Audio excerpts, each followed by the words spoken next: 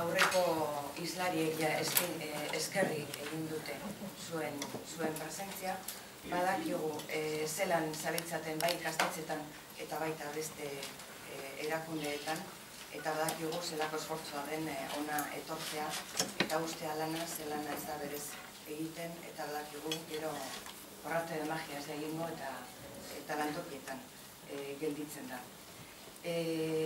Espero dugu zerbait ikastea, gure ordezkariak horrela esan du, eta eskertzen dugu alegina, espera dugu azkenean merezi izatea. Guztiok ezagutzen duzue Ainarak aurkeztu du egitaragua, egin dugun aldaketa egitaragua zuen iradokizunei erantzunez. Urtero betetzen duzue olako ebaluazio horri bat, eta batzordearen kezka bazen bebai parte hartzea handiagotzea. Formatua da nahiko formala, guk normalean saltzen dugu berriztatzea eta berrikuntza, eta saiatu gara egitea berrikuntzaren bat, horretarako mahai ingurua. Beste era batera pentsatu genuen antolatzea jardunaldia, baina infraegitura arazoak izan ditugu, jende pilo gara, horlako hitzaldi bat egiteko mundu guztiontzat, gure asmoa zen gero talde txikiagotan lan egitea, baina ez dugu aurkitu gelarik horrelako beste antolaketa bat egiteko. Beraz, horretan saiatu gara eta espero dugu behintzat zuen parte hartzea areagotzea era honetan. Entzunen da, bai. Egitarauarekin jarraituz, aurkezpen instituzionalaren ostean, gurekin daukagu Jose Ramon Ubieto. Praktika honak ez ezik, marko teoriko bebai ezagutu nahi genuen, eta horretarako jo genuen zuetariko asko ezagutuko duzuen Jose Ramon Ubieto, ze batzutan gurekin etorri da, no es la primera vez que vienes a Bilbao, estuviste en el 14, me parece, en el Euskalduna, en una jornada de salud mental. Has estado también en algunos de los centros de nuestra zona, compartiendo tu experiencia. Y horregatik pentsatu genuen berarekin kontatzea, beraren ganajo genuen, eta atsegin handiz, esan zigun, baiet, nos contestaste enseguida que sí, encantado. Orduan, bera, principios de formación, psicólogo da, psicólogo clínico, es miembro de la Asociación Mundial de Psicoanálisis y de la Escuela Lacaniana de Psicoanálisis, irakaslea bebai bada, Kataluniako Unibertsitate, en la Escuela, perdón, en la Universidad Oberta de Cataluña, komunikabideetan bebai askotan parte hartzen du, colabora habitualmente con la Vanguardia y escribe artículos en revistas nacionales e internacionales. Idazle moduan bebai, nahiko prolifikoa, tiene 3 obras, voy a citar. El trabajo en red es uno de los temas que es el tema que nos trae aquí. Usos posibles en educación, salud mental y servicios sociales. La construcción del caso en el trabajo en red, teoría y práctica. Tiene también un libro sobre TDAH y un libro recién salido del horno, Bullying, una falsa salida para adolescentes, tema que también nos preocupa especialmente a todos nosotros y que presenta esta tarde a las 7 o 7:30 creo que es, o sea que si os apetece tenéis otra ocasión de disfrutar de José Ramón. Es coautor de un montón de libros que no os voy a mencionar, es más interesante oírle a él, y en la actualidad forma parte del comité técnico del programa Intersases, que pronunciaré malísimamente mal, Interredes, que es un ejemplo de lo que nos trae aquí, de trabajo en colaboración entre el Ayuntamiento de Barcelona, la Generalitat de Cataluña y la Diputación de Barcelona, con la que pretenden establecer una red de coordinación estable y regular entre los servicios de salud, de educación y de atención social a la población infantil. Y sin más, yo creo que te doy la palabra. Sabéis que el tema de la conferencia es estrategias de trabajo colaborativo en la coordinación interinstitucional, la experiencia de Interarsases, de la que ha sido coordinador durante 11 años, todavía es dentro del equipo técnico. Desde IGABE.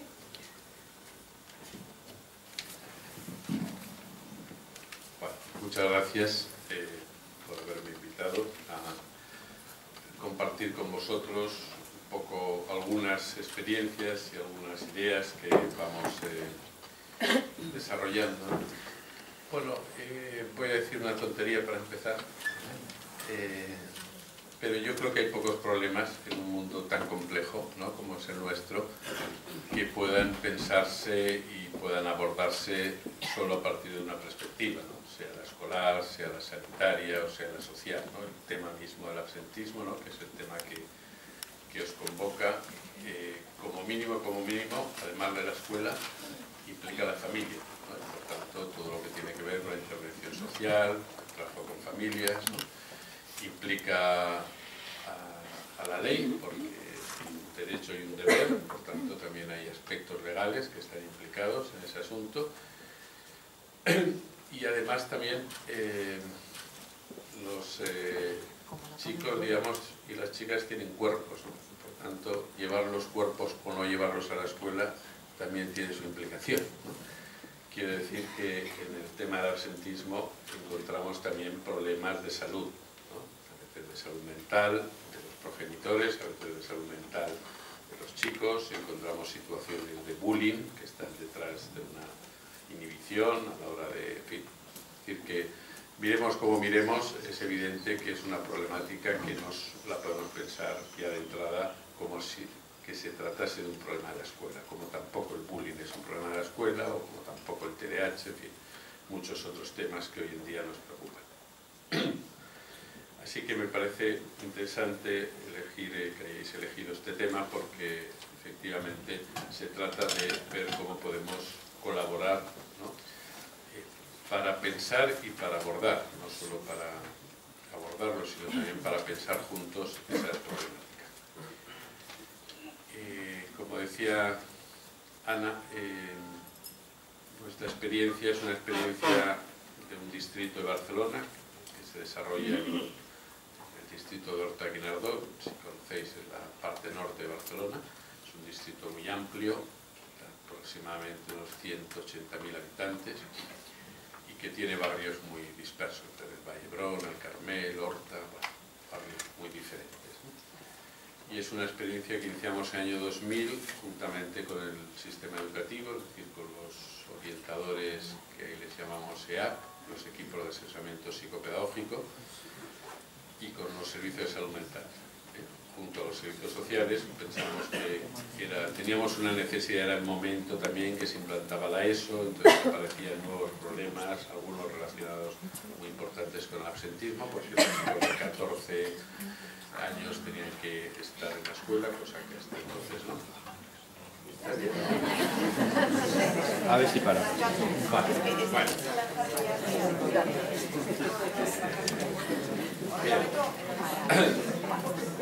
Podríamos entonces plantearnos que el punto de partida, nuestro punto de partida, hoy es que hemos tenido, bueno, hay que confiar en que todo se estabilizará. Partimos de una situación en la cual el paradigma que hasta hace unos años, digamos, sostenía un poco lo que era nuestra relación profesional, es decir, la manera en que nosotros nos situábamos delante de los alumnos, de los pacientes, de las familias, que era una relación asistencial muy basada en lo que era el paternalismo, ¿no?, tanto del maestro como del trabajador social o como del psiquiatra. Bueno, ese paradigma ya podemos darlo por amortizado, digamos, ¿no? Ya prácticamente no funciona, porque ya vivimos en otro régimen, ¿no? Hay unos derechos y las personas exigen, digamos, a partir de esos derechos otro tipo de relación.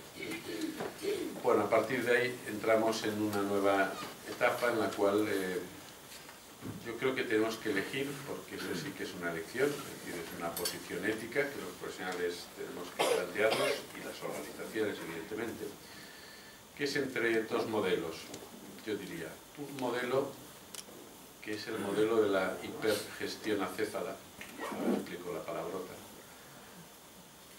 y el modelo de la conversación, que sería el modelo que yo les propongo, que me parece más acorde con el trabajo. El modelo de la hipergestión es el modelo que vendría a decir que todos los problemas se solucionan si tenemos un buen sistema de protocolos, un buen sistema de dispositivos, aplicaciones,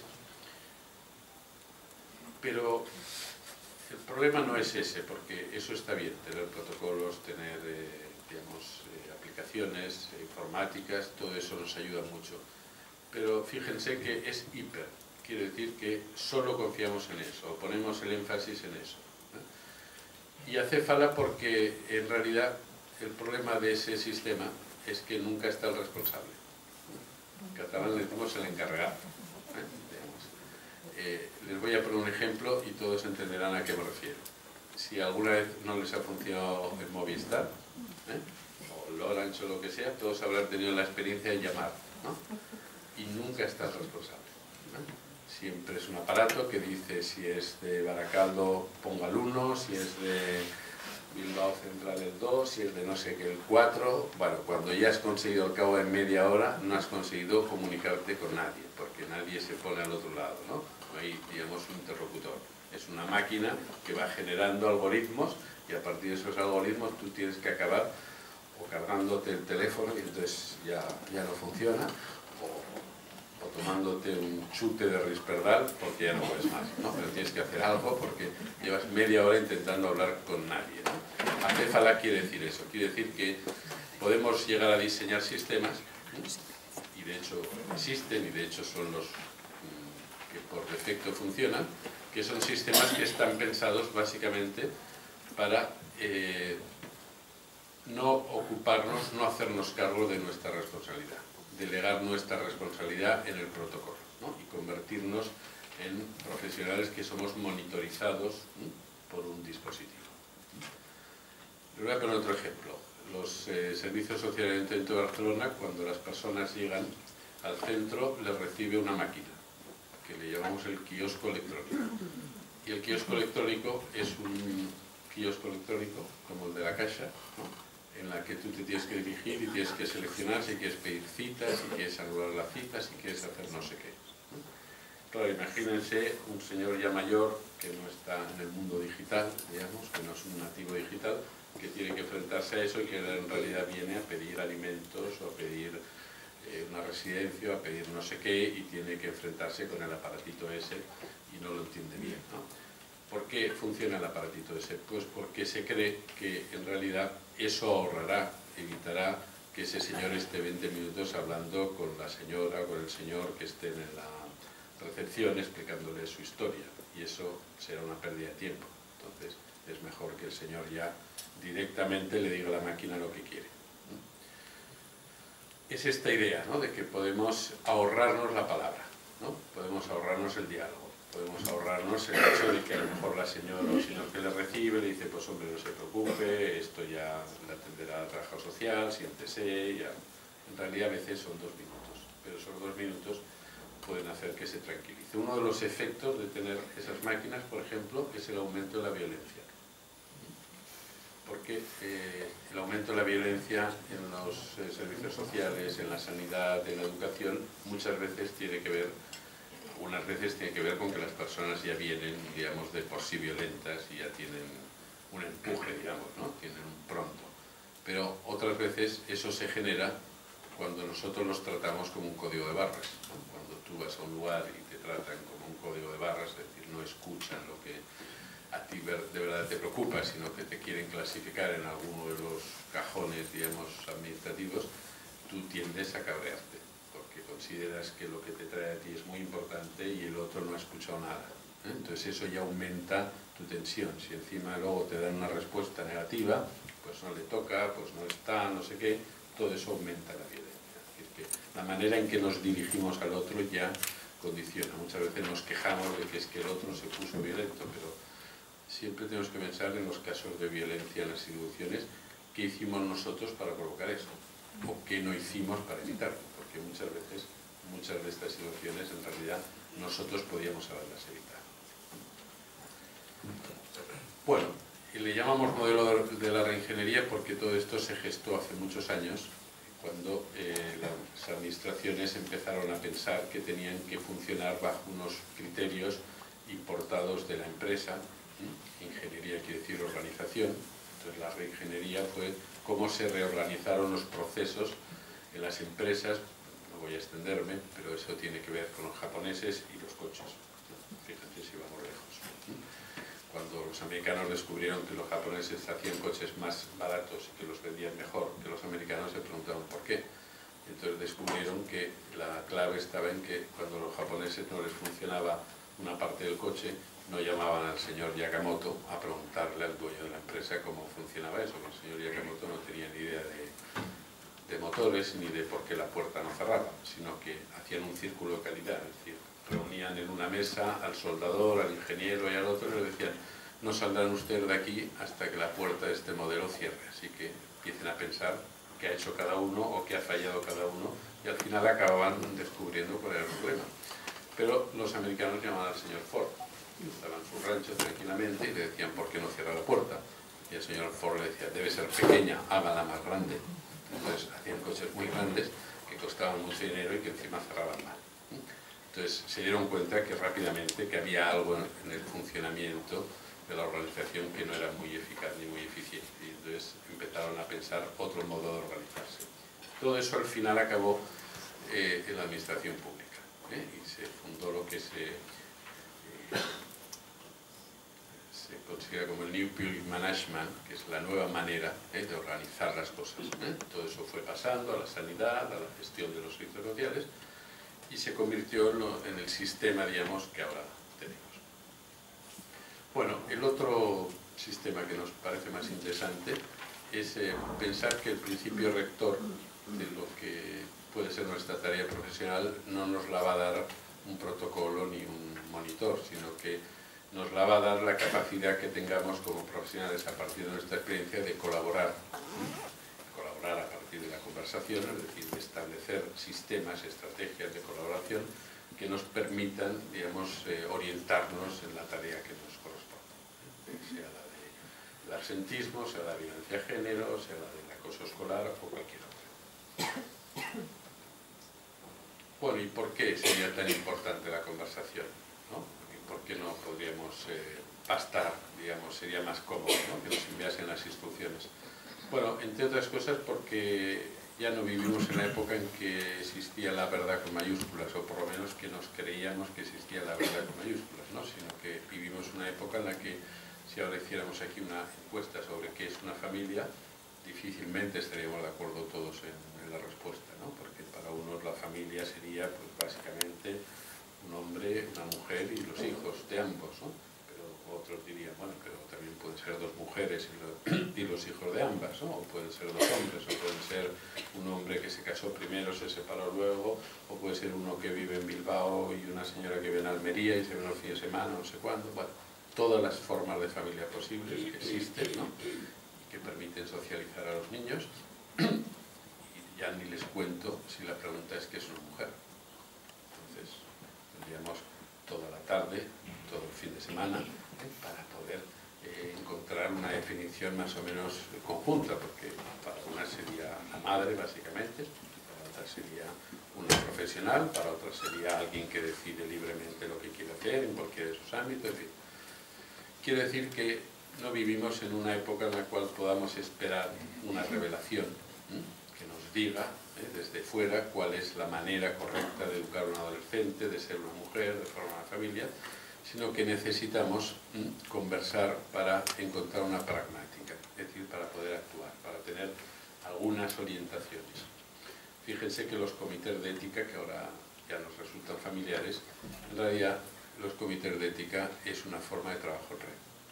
Los comités de ética se establecieron cuando los empresarios se dieron cuenta de que cada uno por sí mismo no podía decidir las cosas, porque a veces las cosas eran demasiado complicadas, ¿no? Hace 40 años ningún médico preguntaba a nadie cuándo se moría alguien. El médico, él solo decidía cuándo ese paciente ya, digamos, moría, porque ya no podía hacer nada, porque ya consideraba que ya no había más. Ahora, para un médico decide que alguien se muere a partir de una serie de criterios, a partir de unos comités de bioética que determinan cuál es el momento final, qué tipo de curas se pueden hacer, cuáles no, en fin. Todo eso que vamos estableciendo poco a poco a través de comités de ética es una forma de trabajo. Es una manera de reconocer que no existe la verdad fuera de nosotros, sino que solo existe la posibilidad de que nosotros establezcamos ciertas condiciones, acuerdos de colaboración, etc. Y todo eso a partir del poder de la palabra como fundamento, quiere decir, es lo que tenemos más propio, ¿no? Y es lo que tenemos con más capacidad de creación, la palabra como un instrumento propio del ser humano. Y sin olvidar además que lo que nos orienta en ese trabajo siempre debe ser la ética de las consecuencias y no las buenas intenciones. Las buenas intenciones, como saben, suelen ser las peores siempre.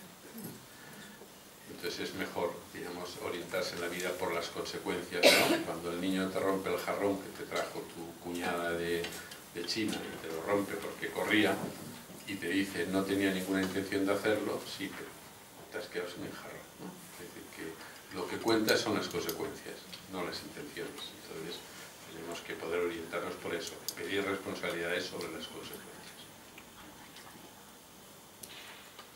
Bueno, ¿quién de ustedes no ha usado algún sistema de conversación como este? ¿O está a punto de usarlo? O hay algunos que no he puesto por pudor, pero a lo mejor hay algunos que usan que no salen aquí. Quiere decir, bueno, este es el modelo de conversación que nos propone nuestra época, ¿no? Conversación entre amigos, entre amantes, entre profesionales, etc. Fíjense qué tipo de características tiene esta conversación. ¿Qué es una conversación que todos usamos, ¿no? Y que tiene su validez para algunas cosas? Pero fíjense, por ejemplo, qué tipo de conversación es. La primera muy importante es que normalmente no tenemos que poner el cuerpo, ¿no? Y eso es muy importante, porque la de barbaridades que puedes llegar a decir cuando no estás de cuerpo presente.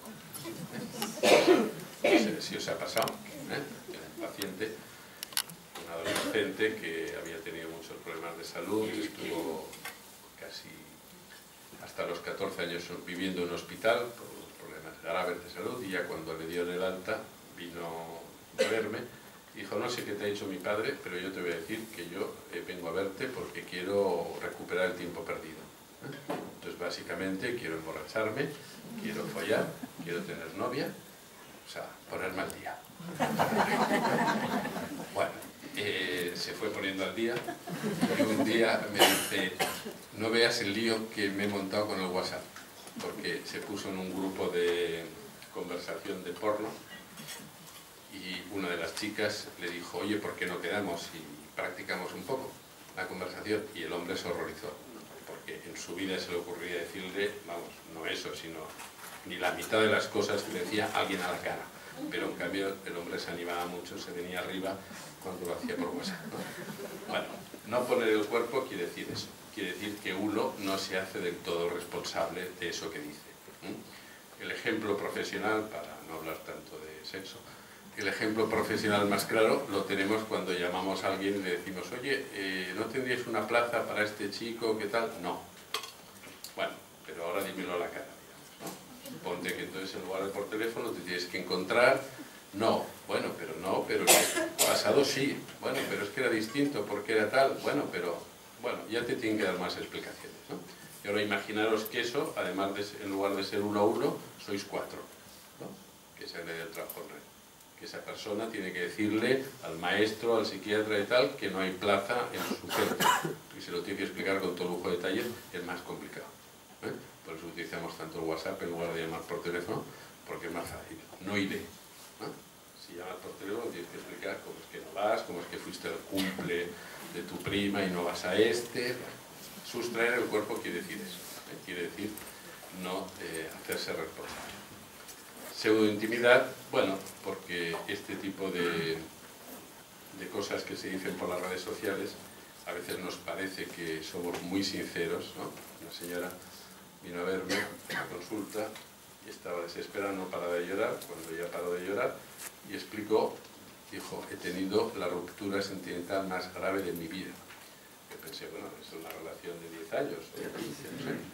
Y resulta que era de un mes, pero además era por internet y además nunca había visto a la persona. Pero me dijo, pero fíjese que yo nunca le había contado esas cosas a nadie. O sea, el grado de intimidad había sido extremo. Pero es muy fácil contarle a un anónimo cualquier cosa, que sufriste una violación cuando tenías 5 años. Pero cuéntaselo a alguien cara a cara, digamos, y asume las consecuencias de eso que le has contado, es decir, qué pasará al día siguiente, ¿no? Bueno, eso, la pseudointimidad quiere decir eso, quiere decir que podemos en realidad decir cualquier cosa de nosotros porque nadie está al otro lado, ¿no? Por eso el verdadero partener, ¿no?, de estas conversaciones, en realidad, ¿quién es? ¿Es el otro? Digamos, ¿hay un otro real o somos nosotros mismos? ¿No? Generalmente somos nosotros, ¿no?, que nos construimos un otro a imagen y semejanza. Esto se ve muy bien en los chats de contactos, ¿no?, que de repente hay las recepciones, ¿no? Dice, claro, es que no imaginaba que era así. Bueno, pero es que usted imaginaba demasiado, digamos. No se paró a pensar en cómo era, sino que se lo imaginó todo, ¿no? Se imaginó cómo era. Bueno, son estas conversaciones en las que el interlocutor eres tú mismo. Y te parece que no, pero en realidad es una especie de monólogo. Bueno, todo eso ¿para qué? Para decir que este tipo de conversación no es el que nos conviene en el trabajo en red. Nos conviene para organizar las vacaciones, para ahora que viene el fin de semana, para muchas cosas, para enviarnos fotos. Nos conviene profesionalmente también para muchas cosas, ¿no?, para enviarnos documentación, para que esto que ahora estamos haciendo alguien lo pueda estar viendo en otra parte, en streaming, en fin.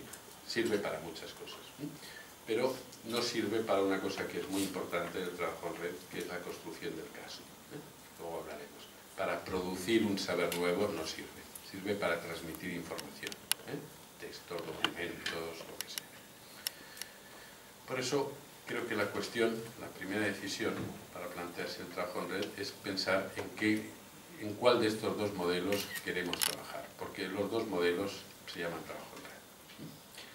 El modelo de la reingeniería es un modelo en el cual, digamos, la red se piensa como un sistema de derivación. Es decir, que aquí la pregunta del millón es, ¿esto me toca a mí?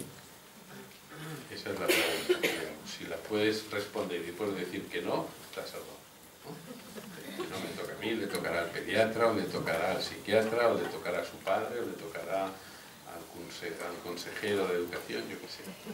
La pregunta es si esto me toca a mí. Es una pregunta frente a un problema. Frente a un niño que plantea problemas de conducta y entonces el maestro dice, esto me toca a mí, es decir, ¿soy yo que tengo que ponerme aquí y arremangarme o se lo puedo pasar a alguien, ¿no? Bueno, la consecuencia de esto muchas veces es que los sujetos quedan a la deriva. Es decir, que cuando uno empieza a hacerse esas preguntas, siempre tiende, si la cosa pinta mal, a decir que no. Con lo cual lo envía otro, que lo envía otro, que lo envía otro y al final no se sabe. Yo cuento una anécdota que es exagerada, tengo que decirlo, pero a veces las exageraciones son las que nos permiten captar, digamos, mejor la lógica, ¿no? Una señora vino a los servicios sociales, una señora mayor, muy preocupada porque tenía una hija deficiente, ya de 50 y pico años la hija, y un hermano de 60 y pico que estaba en casa y que la señora empezaba a ver que cualquier día ya se iría y dejaría un berenjenal porque su hermano era esquizofrénico, alcohólico, diabético y alguna cosa más que no me acuerdo. Es decir, que tenía un buen historial el señor, ¿no? Entonces la señora vino y le preguntó a la asistente social, le dice, hombre, ha venido un poco tarde usted, ¿no?, a pensar alguna solución, porque claro, estas cosas hay que pensarlas con tiempo, ¿no? Y la señora le dijo, pues ahora lo voy a explicar yo. En realidad hace mucho tiempo que que trato de buscar una residencia para mi hermano, pero cuando fui a lo de salud mental me dijeron que no porque bebía. Entonces fui a la de los que beben y me dijeron no porque tiene un problema de salud mental. Y entonces fui, digamos, a las normales y me dijeron, ni hablar, tiene un problema de salud mental y bebe además, ¿no?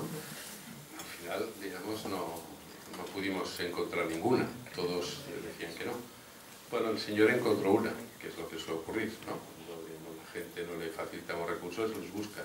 Entonces este señor, que tenía una esquizofrenia catatónica, es decir, que estaba prácticamente tumbado en el sofá, 28 días estaba tumbado, pero al día 28 se activaba, una especie de ondas, venían de la oficina de la casa hasta su casa. Entonces el señor, el día 28 de cada mes, se activaba, se iba a la casa, cobraba la pensión y se iba al barrio chino, donde tenía amistades de su juventud. Estaba 2 o 3 días con las amistades de su juventud, prácticamente se pulía la pensión, y entonces luego se buscaba, o llamaban a los Mossos de Escuadra, las amistades, o a la ambulancia, depende de cómo estaba el señor. Y entonces uno de los dos lo devolvía a casa. O sea que el señor se había buscado un centro de día y un transporte sanitario, digamos, ya que la charcha pública, la red pública no se lo facilitó, pues el señor, digamos, se lo buscó. Y lo hacía así cada mes. Y la mujer decía, a ver, ¿yo qué le voy a decir al hombre? Pero claro, no era futuro, digamos. Vale. Eso puede ocurrir a veces, ¿no? Y ocurre sobre todo en menores que porque tienen trastorno de conducta, entonces, o porque consume, en fin, por todas estas cosas. Bueno, es un modelo en el cual la finalidad se dice que es la optimización de recursos, es decir, que lo más importante es ahorrar dinero. Bueno, todos queremos ahorrar dinero, ¿no? Todos los que tenemos trabajos en lo público sabemos que los recursos son limitados y que por tanto todos tenemos esa obligación.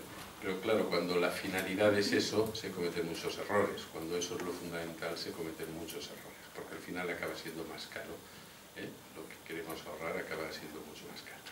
Y los procedimientos, pues normalmente son esos, son de protocolo de derivación. El otro modelo es un modelo en el cual la red se piensa más bien como un sistema de acompañar a un sujeto o una familia en un momento de crisis. Esa es la finalidad fundamental. Y por eso la pregunta no es si esto me toca a mí, la pregunta es yo qué puedo hacer en ese asunto, que es distinto.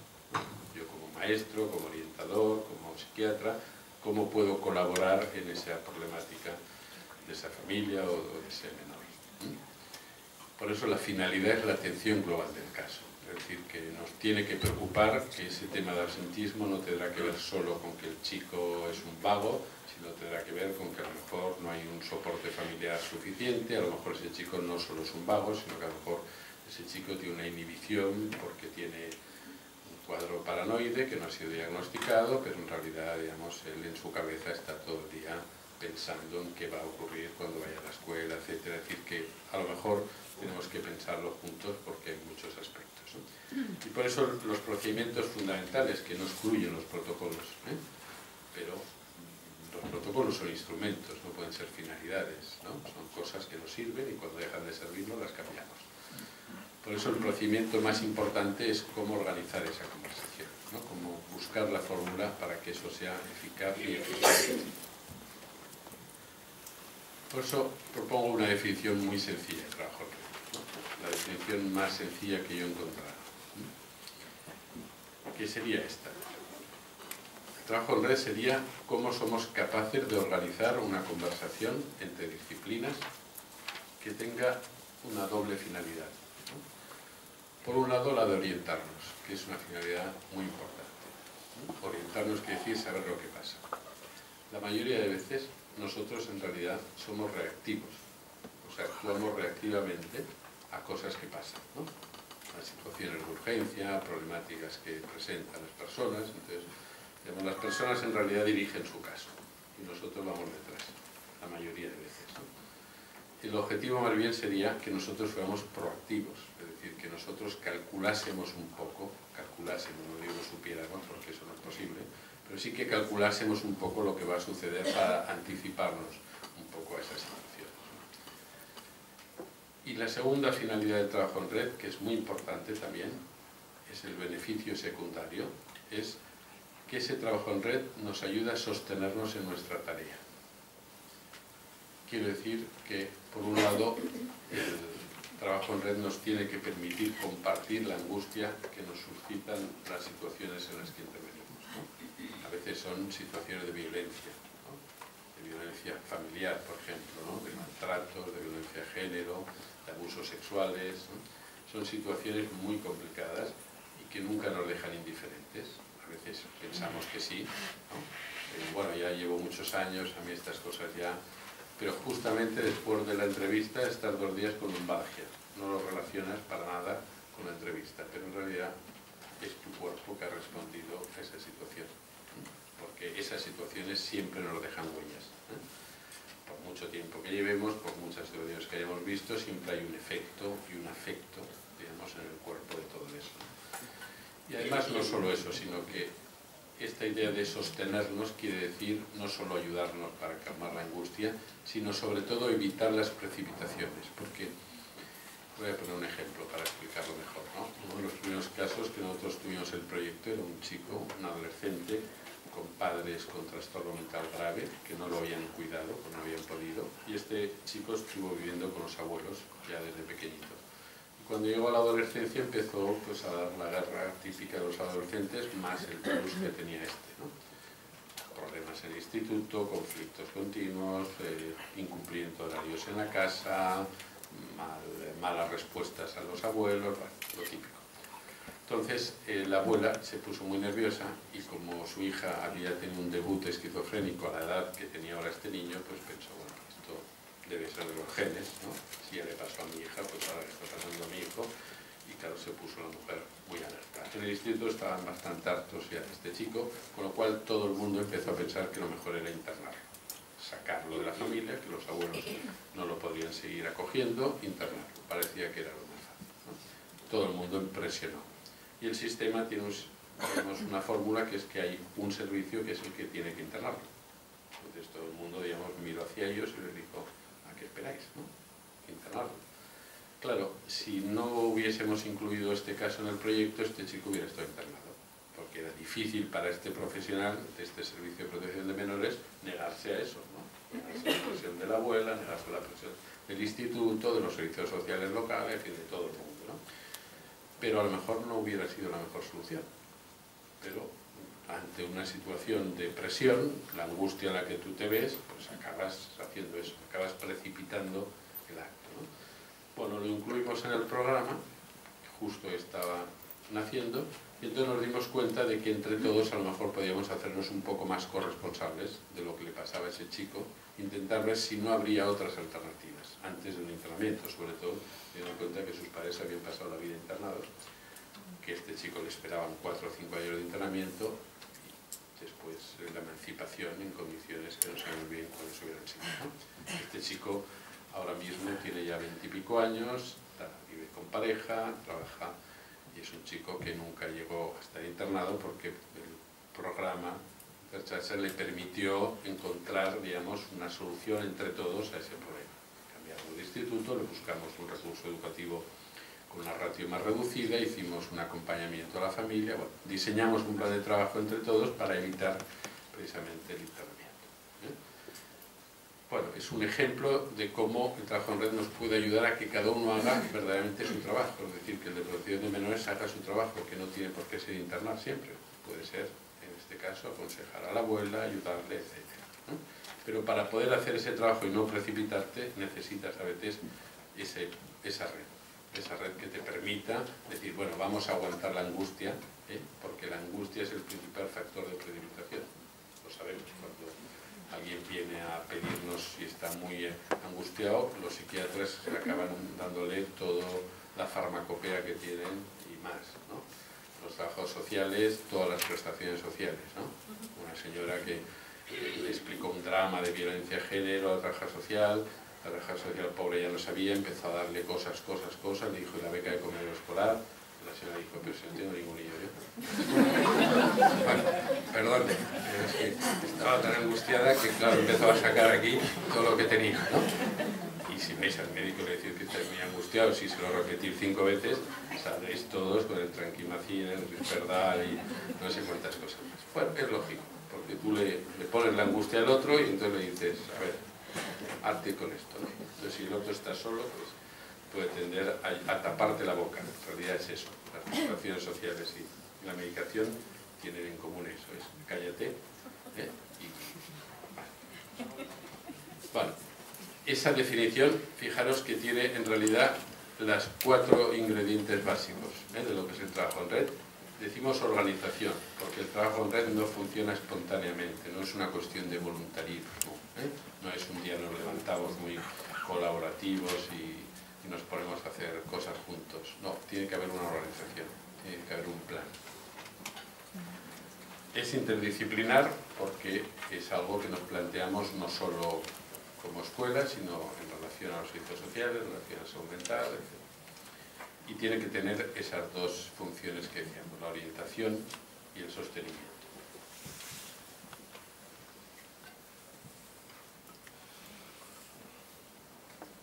Bueno, hay 3 supuestos en el trabajo en red que tenemos que compartir también, que son muy importantes. El primer supuesto es pensar que lo que podemos saber de un caso, sea de un menor absentista, sea de una familia con problemas de violencia, nunca será lo que sabemos nosotros de entrada. Porque lo que sabemos nosotros de entrada es siempre una parte del asunto. Un vecino llama muy preocupado a los servicios sociales porque dice que ha escuchado gritos en una familia que vive debajo y que continuamente hay gente que entra a ese domicilio y hay menores y, bueno, le preocupa a los menores. Entonces, el ayuntamiento envía a la trabajadora social, hace una visita a domicilio y se encuentra con que la casa está hecha una porquería, hay restos de droga por todas partes, hay cristales rotos, bueno. Entonces, la mujer viene asustada diciendo, bueno, vamos a tener que enviar aquí a la policía, retirar a los menores porque ahí hay muchas situaciones complicadas. Y entonces yo le digo, bueno, llama a la escuela antes, pregúntales a ver, ¿no? Si conocen las familias, si los niños van, entonces llama a la escuela, le dice, los niños vienen siempre, vienen muy bien, vestidos un poco raro porque la madre es friki, tiene un comportamiento un poco friki la madre, pero es muy cariñosa, los trae siempre, siempre todo lo que le decimos. Bueno, digo, pues llama al ambulatorio, ¿ves? Llama al ambulatorio y le dice el pediatra exactamente lo mismo. Es una señora borderline, su marido es borderline, quiere decir que son cortitos, pero se apañan, ¿no? Efectivamente, era así, ¿no? Claro, entonces, fijaros, si lo pensamos individualmente, la visión de la asistencia social era falsa o era verdadera. Realmente lo que había visto era así, ¿no? Había restos de una rave, digamos, una fiesta nocturna con consumo de drogas, la casa desorganizada, todo eso era verdad. Lo que veía el maestro también era verdad, era una familia que cumplía perfectamente y el pediatra también, ¿no? Quiere decir que en una familia puede pasar todas esas cosas, incluso en las mejores familias, ¿no? O sea, en las mejores familias hay violencia de género. Hemos visto algunos casos mediáticos, incluso de personas con responsabilidades judiciales, jueces, ¿no?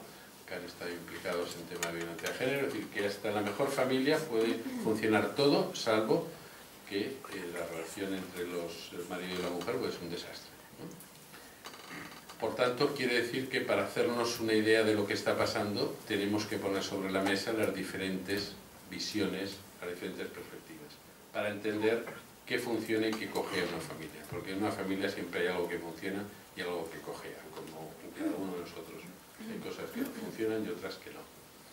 Entonces, el saber como elaboración colectiva quiere decir que realmente solo sabremos a partir de elaborar colectivamente lo que está, la visión que tenemos. No sé si conocen, a ver si la tengo por aquí, la parábola del elefante y los ciegos. ¿No? Pues es muy interesante. Dice que hay 4 ciegos que están alrededor de un elefante, es una parábola hindú. Dice, cada uno de ellos toca una parte del elefante y sostiene que esta es la verdadera constitución del mismo. El que le toca la trompa dice que es larga y flexible. Otro que le toca un costado afirma que se trata de una masa compacta de carne. Y de la misma manera para cualquier otra percepción limitada a una parte del animal. Bueno, pues imagínense que nosotros somos un poco ciegos, ¿no? Y que tenemos muchos elefantes, digamos, en nuestro trabajo. Entonces, si no somos capaces de compartirlo, pues ocurrirá eso, que tendremos la idea de que esa familia es una familia maravillosa, que cumple perfectamente y que simplemente le tocó una extenuación histérica, que quería retirar a todos los niños del barrio. Pero si lo vemos del otro lado, pues veremos, digamos, también que un pediatra es responsable porque solo se ocupa de la gripe y no se ocupa de todo lo demás, ¿no? En realidad todos tienen razón, pero todos ven una parte del asunto, ¿no? Y la cosa es cómo podemos conjuntar. En este caso, por ejemplo, fue así, ¿no? A raíz de esta visita organizamos también el trabajo en red para tratar de poner sobre la mesa diferentes versiones y sobre todo para poder establecer una hoja de ruta, es decir, ver qué hacemos después una vez que hemos hecho ese análisis conjunto. Por eso que el siguiente supuesto es el metodológico, quiere decir que el trabajo interdisciplinar no es la multidisciplinaridad, son dos cosas distintas. Multidisciplinaridad quiere decir que hay médicos, que hay trabajadores sociales, que hay maestros, ¿no? Que es como el arca de Noé, hay, digamos, de todas las especies. Interdisciplinar quiere decir que esas especies, digamos, interactúan. Interactuar quiere decir preguntarse cosas, cuestionarse cosas, ¿no? Por eso, cuando lo importante en una reunión, nosotros hacemos reuniones de casos que duran una hora, hora y cuarto más o menos. De esa hora, hora y cuarto, dedicamos solo 20 minutos, máximo media hora, máximo, a intercambiar información. Es decir, el maestro explica, pues este chico va a repetir porque no atiende, porque no va bien, porque no tiene suficiente capacidad, etc. El trabajo social explica los asuntos familiares, pero todo eso solo puede durar 20 o 30 minutos. Porque a partir de ahí, digamos, lo importante es interactuar. Es decir, situar cuáles son los puntos cruciales del caso. Por ejemplo, ¿cómo es posible que esta familia nunca llegue a final de mes con todas las ayudas que recibe? Esa es la pregunta del caso. Ese es el interrogante, ¿no? Y es el interrogante para todos. El psiquiatra puede dar su opinión, si conoce a la familia, la trabajadora social, el tutor, etc.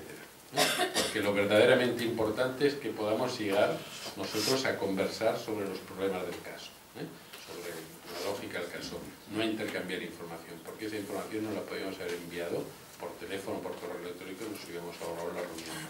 Lo verdaderamente que justifique la reunión es que podamos crear otra cosa, salir de la reunión con una idea distinta, porque la que teníamos al principio ya la teníamos, por tanto tiene que ser una idea distinta, se tiene que haber producido algo. Y para eso también tenemos otro supuesto, que es que cada uno de nosotros tiene que participar, es un deber participar, es decir la suya, aunque lleve un mes de trabajo, no importa, su opinión también importa, y sobre todo hacerse corresponsable. Uno de los principios y acuerdos que nosotros tenemos es que todas las decisiones se toman después de una discusión, pero una vez que se han tomado, todo el mundo es corresponsable. Nadie puede decirle a la familia, mire, le han aconsejado que lleve al chico con la educación especial, pero a mí me parece una tontería. Eso, digamos, no entra dentro de nuestro funcionamiento. Tú puedes haber dado todos tus argumentos, pero si finalmente el acuerdo o la recomendación es esa, todo el mundo tiene que apostar por eso, porque si no, no funcionaría este trabajo. Bueno, más cosas. Para que funcione esto, hace falta, este plan, me refiero, hace falta tres cosas. Por un lado, que verdaderamente los casos se construyan. Quiere decir, que verdaderamente hagamos el esfuerzo de entender lo que está pasando. Porque los casos no existen, ¿no? Los casos se construyen. Es decir, existen informes, existen sobres llenos de expedientes, llenos de cosas, llenos de datos, pero eso no es un caso. Un caso es poder explicar lo que está sucediendo, por qué está sucediendo eso, por qué no ha funcionado lo que hemos hecho, es eso, es captar la lógica. Y eso no surge espontáneamente. Cuando te estás duchando, no aparece, digamos, el caso. Tienes que hablar con el otro y decirle, oye, ¿cómo es posible que esta mujer durante 10 años pudiese aguantar a la familia y ahora en cambio no puede? ¿Qué es lo que ha cambiado? ¿No? Bueno, algo habrá cambiado, algo habrá pasado allá, ¿no? Entonces hay que saber qué es eso que ha pasado. Eso es muy importante, la construcción del caso, ¿no? La segunda es que el trabajo en red necesita una coordinación y un liderazgo. Nos nosotros nos reunimos a veces 15 profesionales en un instituto. Es imposible que en 1 hora y cuarto 15 profesionales lleguen a un acuerdo, discutan sobre el caso si no hay una coordinación. Es decir, si no hay alguien que diga, bueno, calla un poco porque ya nos ha explicado 3 veces la misma tesis y te repites más que el ajo. Ya lo hemos entendido todos. Así que ahora, tú que estás callado durante 20 minutos, haz el favor de hablar porque eres el psiquiatra y no has venido aquí para calentar la silla, ¿no? Digo, digamos, con un tono más diplomático. Pero alguien tiene que hacer este trabajo. Tiene que suscitar que todo el mundo intervenga, que nadie se repita, que se llegue a un acuerdo. Eso requiere una función que no es fácil, pero que es decisiva. Y que es muy curioso, hay aquí personal de la administración, y entonces voy a criticarlas, para que después también podáis hacerlo vosotros más tranquilamente en el desayuno. La administración en general, digamos, no ha entendido o no quiere entender o es muy difícil o va contra la lógica misma de la administración del trabajo en red. A pesar de que no hay ningún documento actualmente que no figure, ningún documento oficial. Si encontráis un documento oficial que no figure la palabra trabajo en red, me lo traéis. Os daré 50 o 100 euros. Porque todo el mundo dice que hay que trabajar en red, pero después, cuando llegas a la práctica es muy complicado, ¿no? Yo estuve asesorando a la Generalitat para el decreto que regula lo que llaman las taulas territoriales de infancia, que es un modelo catalán, que sería, digamos, que en cada territorio habría una mesa de infancia en la cual participan todos los profesionales de educación, etcétera.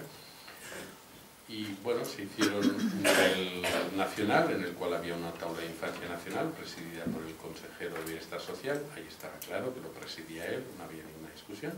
Había otra provincial, más o menos, en la cual estaba claro que era el delegado del gobierno en cada provincia. Y luego había el nivel local, es decir, las mesas territoriales que se establecían en el barrio de Horta, en el municipio de Cornellá, etc. Y ahí, en el documento que preparó la asesoría jurídica, no figuraba el coordinador. Y yo, ingenuo, les dije, se os ha olvidado, aquí no pone que lo coordina. Bueno, no hace falta, ya son profesionales. Digo, justamente lo de más falta hace, porque se supone que los consejeros se van a poner a pelear ahí en directo, ¿no? Donde más falta hace es cuando se juntan 15 profesionales para discutir de un caso. Pero no porque los profesionales sean archivelzados, sino porque es un grado de complejidad y hay que tomar una serie de acuerdos que es muy importante. Pero porque no se les olvidó por cualquier cosa. Porque la siguiente pregunta es ¿quién paga eso? ¿Lo paga el Departamento de Educación? ¿Lo paga el de Servicios Sociales? ¿Lo paga el de Sanidad? ¿Quién lo paga? Siempre acabamos hablando de lo mismo. Sexo y dinero. Este es el problema. El problema era quién paga eso y finalmente el decreto no dice quién lo paga. Entonces después hay que buscar las fórmulas en cada lugar. Pero es un problema, quiere decir que es un problema que tiene que ver con la lógica de que cada departamento es soberano en sus decisiones, entonces este tipo de cosas interdepartamentales cuestan. Se avanza mucho, es verdad, pero siguen costando por esta idea. Bueno, el soporte institucional es ese elemento. El otro elemento es que todo eso tiene que tener el apoyo institucional suficiente para que la cosa avance. ¿Por qué hace falta construir el caso? Bueno, por eso que decía, porque los casos no existen y hace falta una disciplina. Una disciplina quiere decir que tenemos que buscar la fórmula. Voy un poquito más rápido que lo que... A las 11 empieza el turno de preguntas hasta y media. Va, me queda media horita. Bueno, decíamos antes que la conversación online no es la que nos conviene, ¿no? Entonces, ¿cuál sería la que nos conviene? Bueno, sería una conversación en la cual tenemos que estar cara a cara. Otra de las discusiones de ese decreto es que hice otra enmienda que tampoco se incluyó, no tuvo mucho éxito, tengo que decirlo, hice dos, no se incluyó ninguna. Era porque el decreto dice la comunicación de los profesionales será preferentemente por vía digital, electrónica o digital, no recuerdo.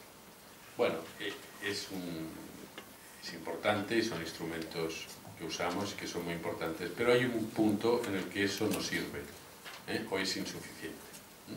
Para solucionar el problema de este matrimonio, que no era poca cosa, este matrimonio que va a la baja social y descubre la casa hecha unos zorros, ¿no? Eran 3 menores, quiere decir que estamos hablando de la vida de 3 chicos, aparte lógicamente los adultos, que era un problema importante, ¿no? Para solucionar ese problema no basta el teléfono, no lo podemos solucionar por teléfono, ni lo podemos solucionar por correo electrónico porque entraremos en un conflicto asegurado, ¿eh? Los servicios sociales generarán una expectativa de irresponsabilidad en los servicios educativos sanitarios seguro, los servicios sanitarios educativos generarán una expectativa de dramatismo, exageración, desproporción, falta de sentido común de los servicios sociales, o sea, seguro, tenemos el conflicto institucional asegurado, ¿no? Ahí solo hay una solución, que es sentarnos, es cara a cara, discutir eso, poner los argumentos. Por tanto, para nosotros el cara a cara es fundamental. Nosotros nos reunimos 3 veces al año por cada caso, tampoco es tanto, no estamos cada semana.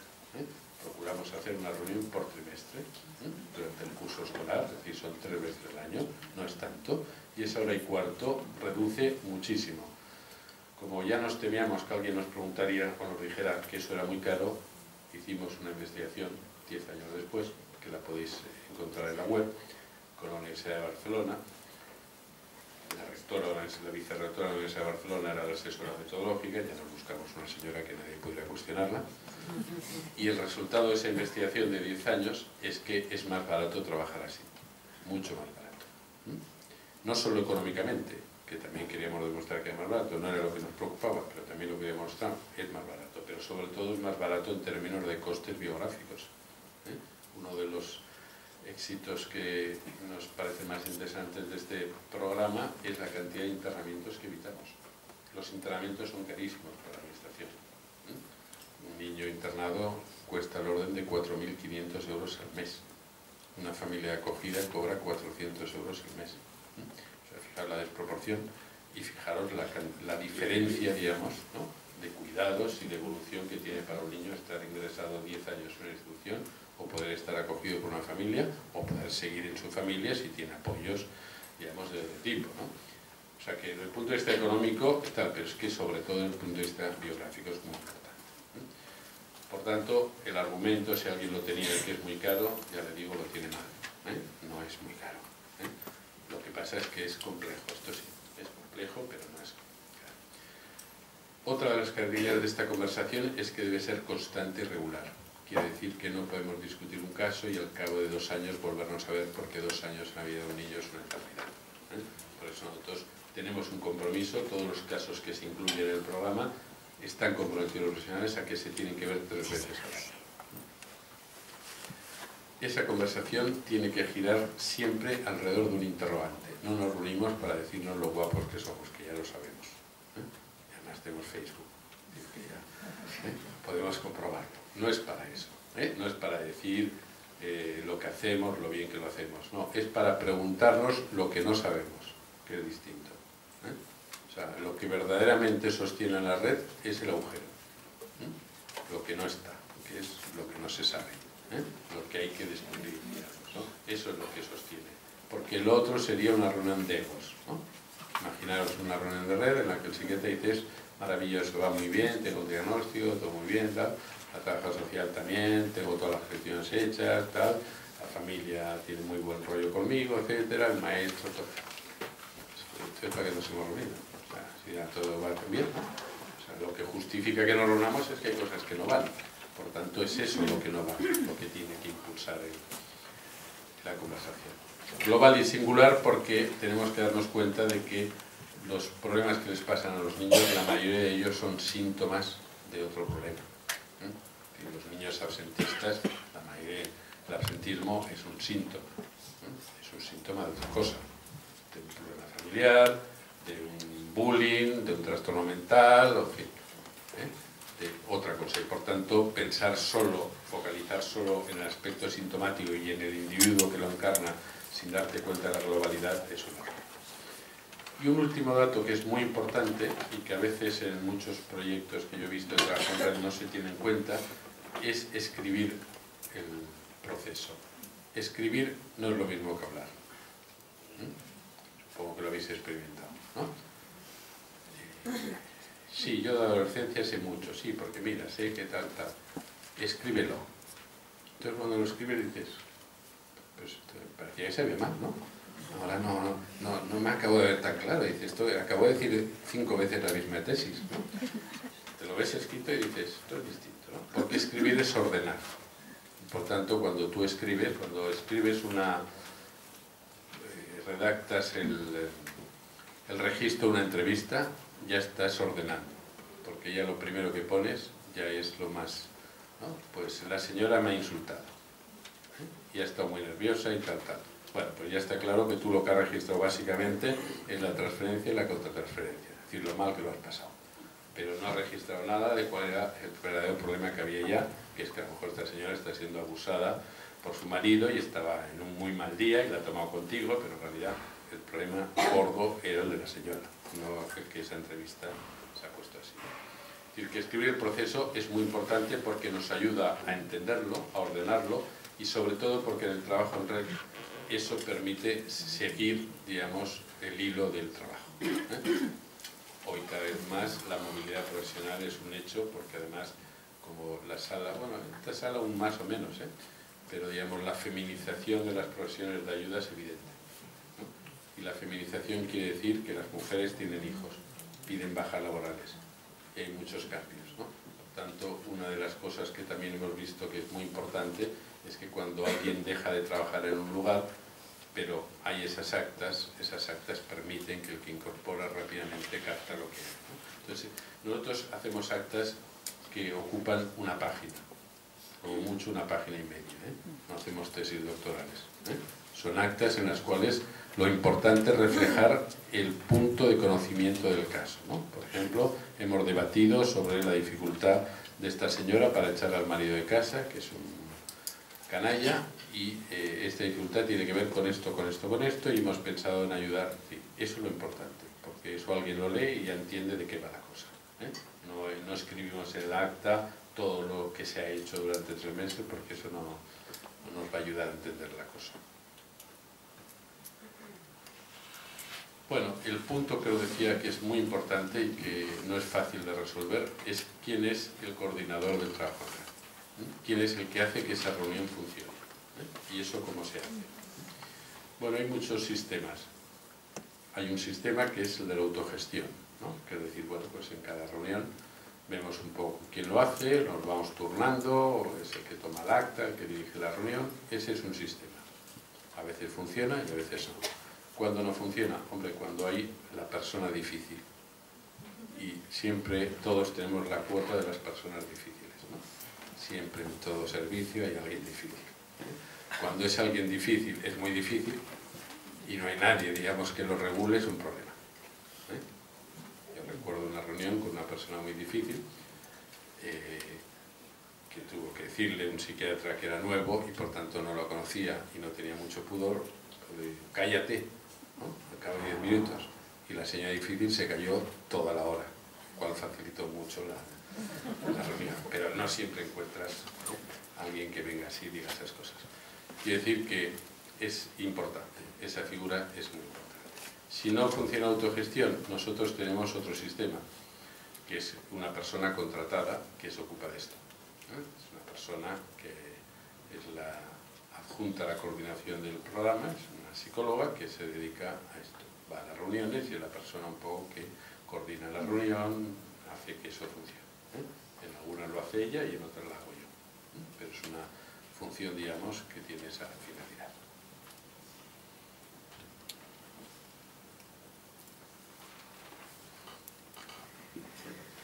Bueno, voy a avanzar un poquito. Sí, pero es que no me sale. Otra idea que nos puede ayudar en el trabajo en red es cambiar un poco el chip de pensar las cosas en términos de problema y solución a pensarlas en términos de síntoma e invención.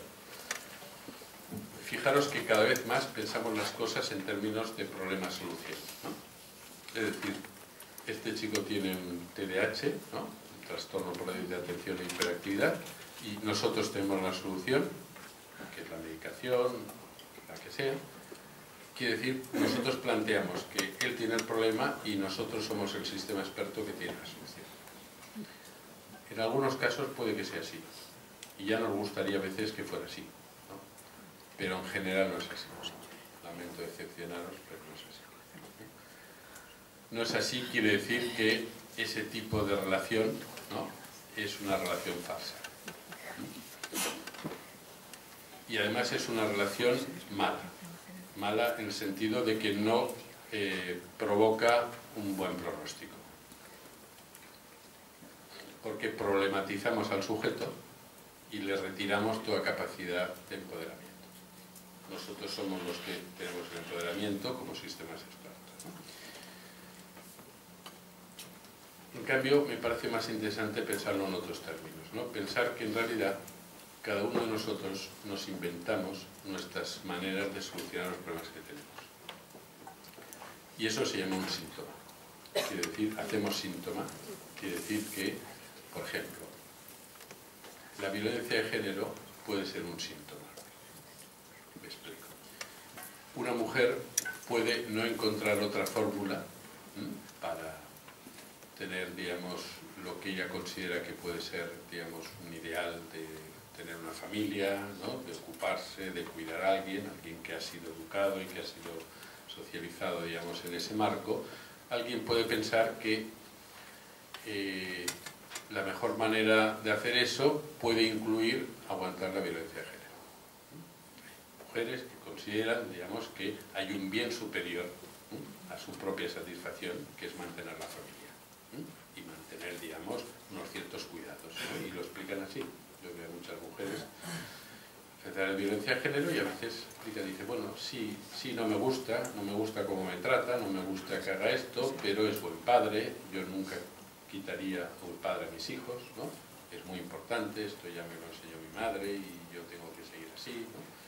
Es decir, que esa mujer está dispuesta, ¿no?, a soportar situaciones de violencia pensando, de buena fe, ¿no?, que eso es lo bueno para la familia y será lo bueno para los hijos, ¿no? Es un síntoma en el sentido que es una solución fallida, ¿no?, pero es la solución que esa mujer ha encontrado, ¿no? Nosotros tenemos que ayudarle a que invente otras soluciones, ¿no?, que sean un poco menos fallidas que esa, ¿no?, que invente otras formas, digamos.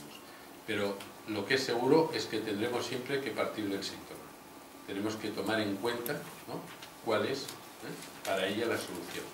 Porque si nos ponemos en una posición normativa, decir, no, mira, lo que tienes que hacer es esto, la mayoría de veces no funciona. No funciona porque ella no se inventó esta fórmula ya. Eso lleva su tiempo, ¿no? Por tanto, para que deje eso, para que se separe de esa situación, tendrá que tener otra fórmula, ¿no? ¿Cuál es la ventaja de pensarlo en términos de síntoma e invención? Primero, que le damos un lugar importante al otro. Es importante lo que el otro piensa, lo que el otro sabe, y sobre todo confiamos en que será él que encuentre la solución.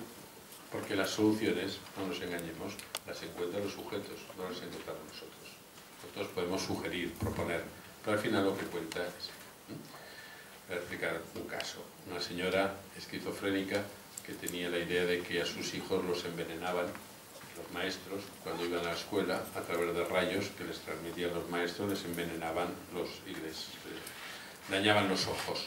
Entonces la señora optó por el absentismo escolar. Los hijos no iban a la escuela para no recibir los rayos malignos de los maestros.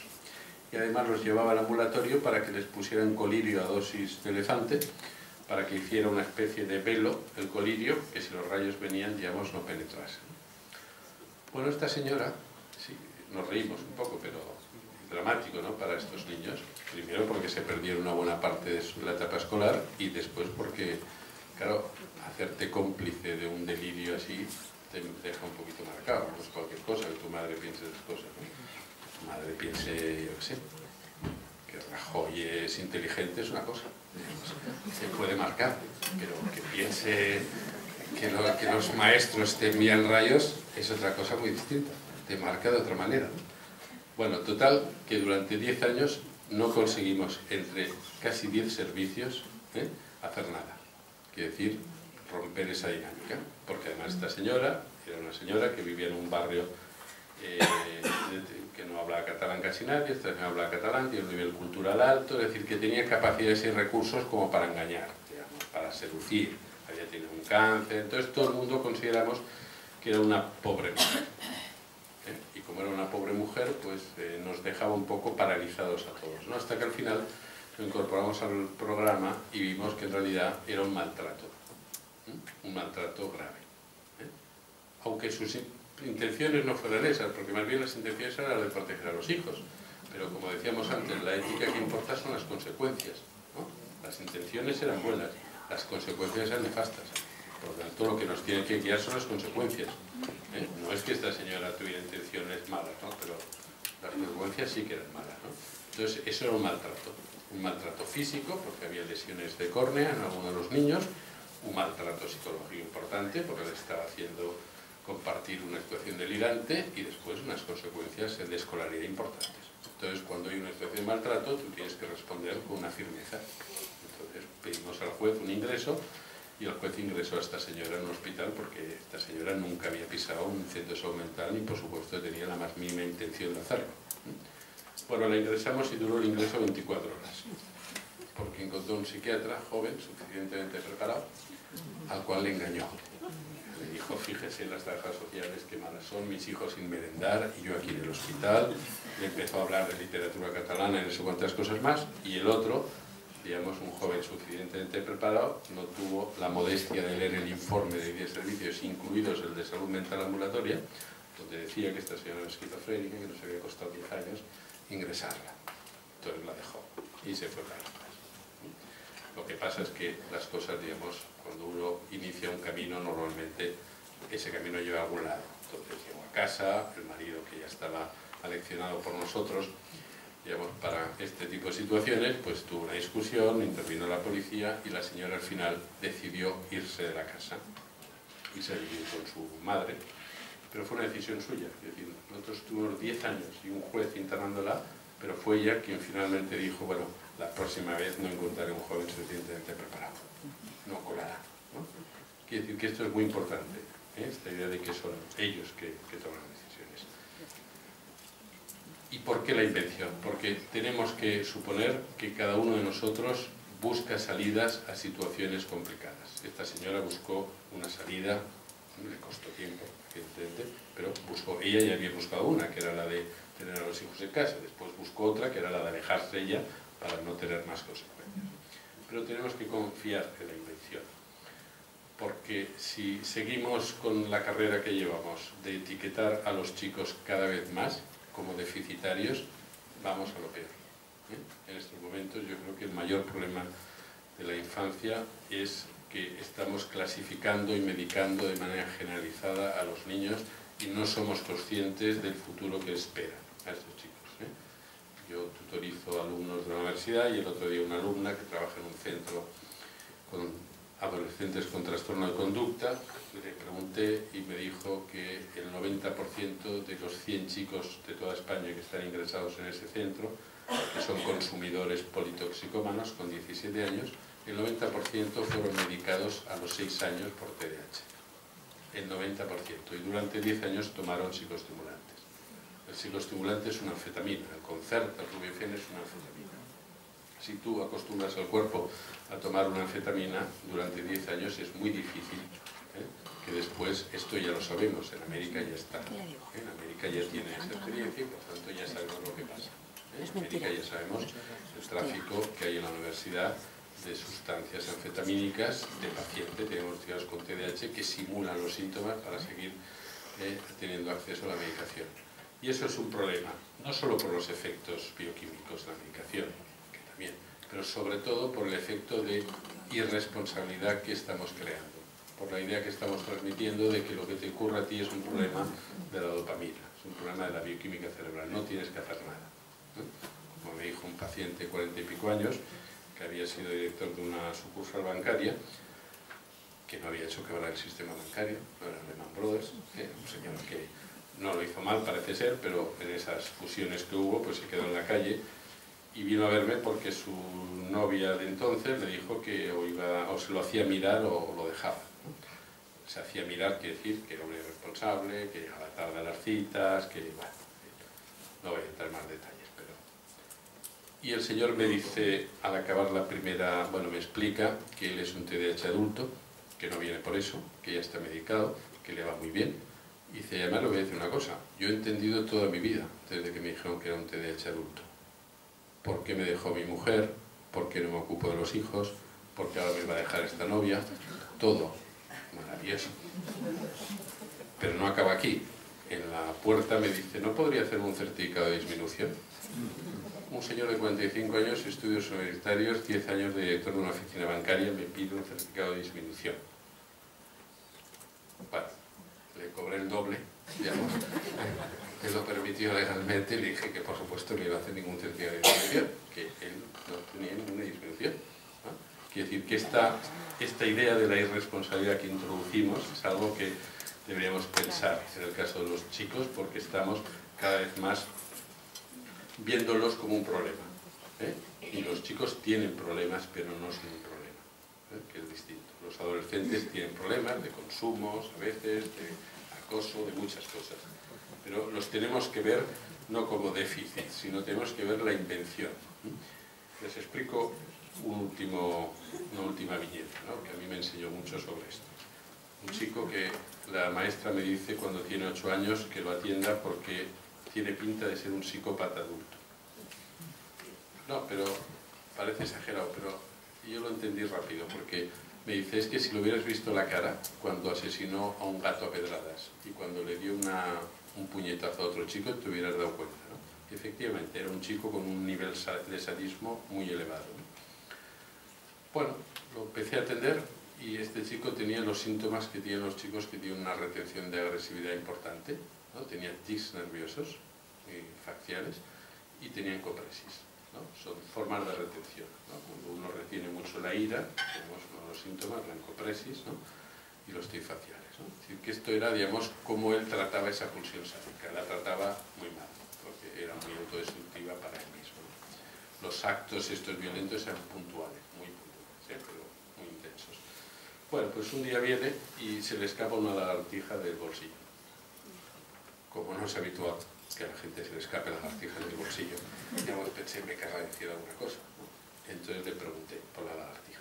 Y efectivamente me quería explicar que él era un apasionado de los reptiles. Y a partir de ahí, cada día hacíamos la sesión, él, el reptil y yo. Iba trayendo todo tipo de reptiles, trajo de todos, yo nunca me había preocupado de los reptiles, no es algo que precisamente me apasione, pero aprendí alguna cosa. Le pedí que por favor los trajera enjaulados porque la señora se negaba a darle hora cada vez que venía con por ahí los reptiles más grandes. Pero, ¿qué quería decir? Quería decir que él había encontrado una forma de dar salida al sadismo, porque los reptiles nos producen angustia en general, no son animales como el perrito que acaricias, ¿no? Es decir, que él provocaba la angustia del otro, que es la voluntad del sádico, provocar la angustia del otro, pero al mismo tiempo lo hacía de una forma ordenada, que es decir, él daba la clase de naturales de los reptiles en su clase, pues sabía más que la maestra, ¿no? O sea, le permitía hacer un vínculo social, ¿no? Claro, tratar a este niño no como un problema, es decir, no aceptar la idea de que este sería un psicópata, sino confiar en que él podría encontrar con ayuda fórmulas, permitió primero que él desarrollase esto, ¿no? Luego vino otro día muy sucio y le pregunté de dónde salía, me dijo, es que hoy me ha tocado ser el hombre lobo. Digo, ¿y eso qué es? Dice, bueno, te lo voy a explicar. Es un pasaje del terror que organizaron la escuela. La escuela tiene un bosque, porque es de la parte norte, tiene un bosque, y entonces el chico con 2 ayudantes más hacían como el pasaje del terror, del Tibidabo, de estos sitios, que los chicos de su clase lo recorrían el bosque y ellos les saltaban encima. Fijaros que siempre la idea del sádico de asustar al otro. Pero esta es una forma más interesante que volver la agresividad sobre sí mismo, porque le permite hacer un lazo social. Ya cada vez era más incluido como el de Portaventura, lo llamaban, del colegio, digamos, ¿no? Organizado el pasaje del terror. Y la última invento de este chico fue el parkour. Se fue creciendo y entonces fue, digamos, mejorando sus invenciones, ¿no? El parkour, no sé si conocéis, son esas piruetas que hacen en los parques públicos. Bueno, es una práctica que salió de los extras del cine, que hacen todas esas escenas de saltos y tal. Bueno, pues el parkour se generó en Francia a partir de eso. Y son grupos de chicos que hacen saltos, equilibrismos, acrobacia en los parques y tal.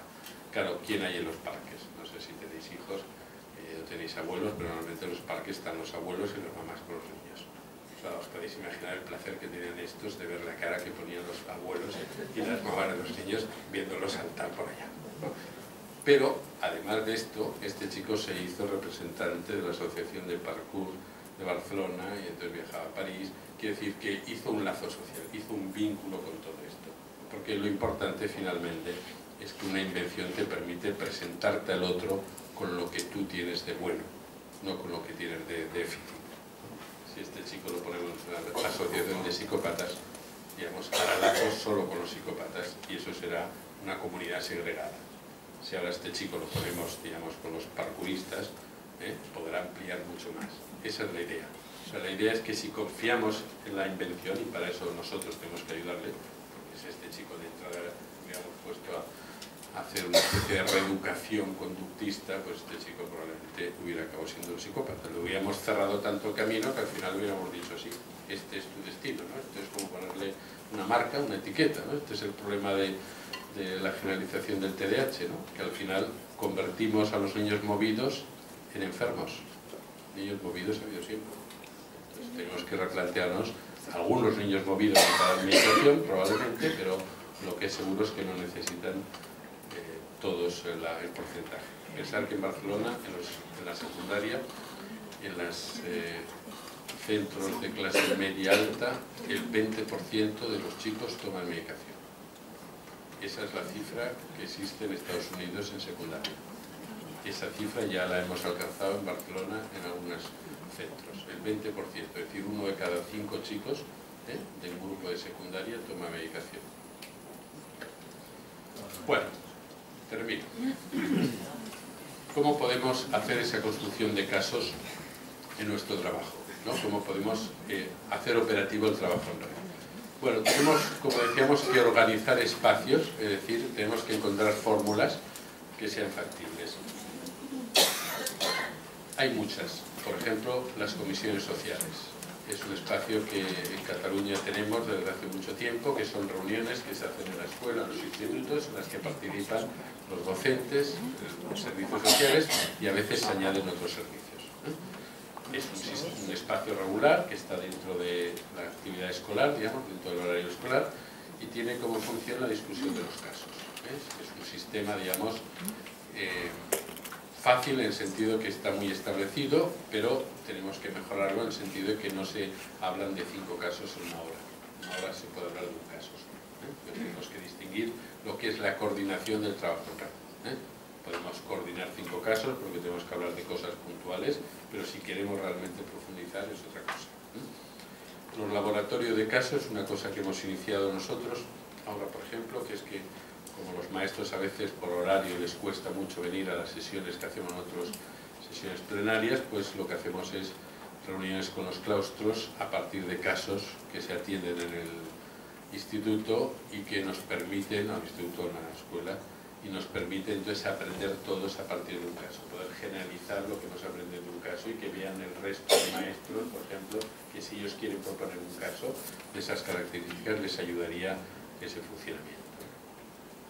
El seminario de análisis de casos hacemos 3 veces al año y es un espacio en el que está todo el mundo, es decir, todos los profesionales de la red participan y en el cual se discute un caso también con el objetivo de ir aprendiendo conjuntamente. Bueno, hay otros, pero quería hablar de uno, que es la RAC, que es el último invento que hemos hecho, que nos parece interesante. Uno de los problemas que yo he ido descubriendo cuando he viajado por España, por otros lugares donde había proyectos menos desarrollados, es que la gente dice, pero es que es muy complicado, tú no sabes lo que es salud mental. Bueno, sí que lo sé, pero no sabes lo que es salud mental porque es muy complicado trabajar con ellos, porque los psiquiatras nunca te pasan información, porque los de salud no quieren hablar nunca de las cosas, todo es confidencial, todo este tipo de problemáticas que pasan en todas partes, y es verdad. Entonces, claro, te das cuenta que organizar un plan como el que nosotros tenemos es muy complejo. Nosotros hace 15 años, 16 que estamos, por tanto no es algo que hiciéramos el primer día. Pero a lo mejor a veces no hay que hacerlo tan complicado, quiero decir, o si no puedes hacerlo tan complicado, hay sistemas más fáciles. Y hay un sistema muy fácil, que es cuando estás en una situación muy complicada, cuando ves un caso que es muy complicado, nosotros lo que optamos es, primero, antes de nada, es, bueno, ¿por qué no proponemos a todos los que intervienen que nos sentemos un día, que dediquemos una hora, hora y media de nuestro tiempo a juntarnos todos en la escuela o donde sea, para tratar de hacer un análisis conjunto del caso y tratar de entender un poco lo que está ocurriendo en ese caso? Porque a lo mejor estamos haciendo cosas que no convienen, o a lo mejor estamos duplicando la intervención, o estamos haciendo cosas contradictorias, ¿no? Entonces les pedimos solo dos cosas: que dediquen una hora y media, que solo habrá esa reunión, les decimos, es un engaño, pero no lo saben, les decimos solo habrá esa reunión, es como la heroína que se habla en los colegios y te dan al principio un poco y luego ya te tal. Nosotros les decimos solo una reunión, eso es más fácil de aceptar. Hablaremos del caso y trataremos de establecer una hoja de ruta, es decir, trataremos de establecer qué va a hacer cada uno en los próximos meses para que cada uno sepa entonces lo que le toca hacer, porque los servicios sociales tienen la tendencia a veces también de querer hacerlo todo, y a veces haciéndolo todo no se hace nada. Entonces, bueno, esa es una reunión que tiene ese objetivo. ¿Cuál es el efecto?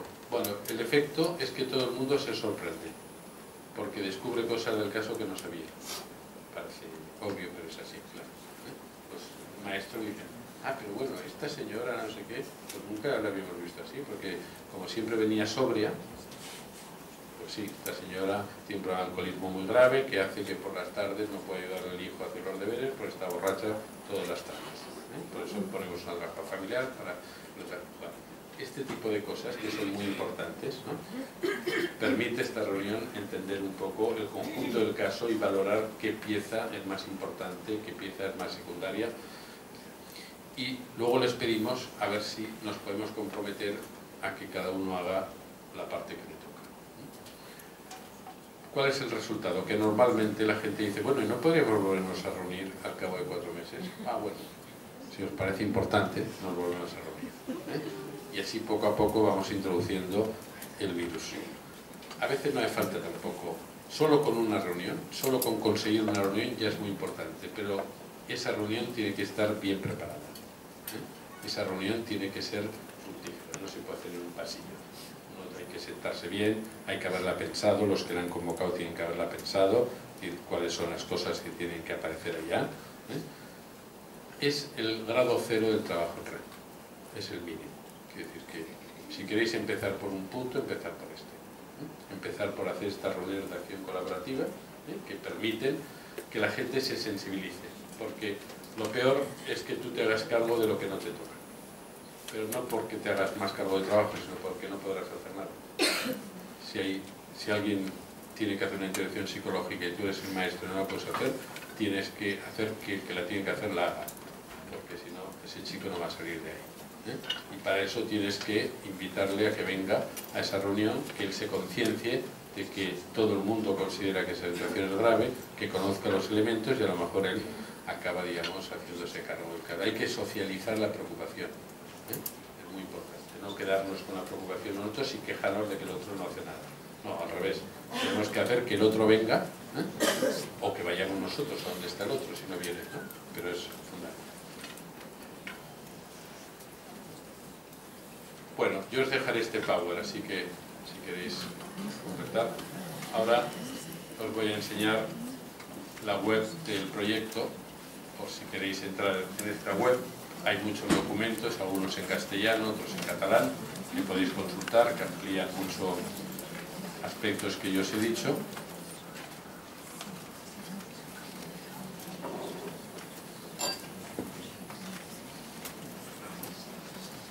Si queréis colaborar a que Montoro no me rebaje mucho la pensión, podéis comprar alguno de los libros. Bueno, muchas gracias.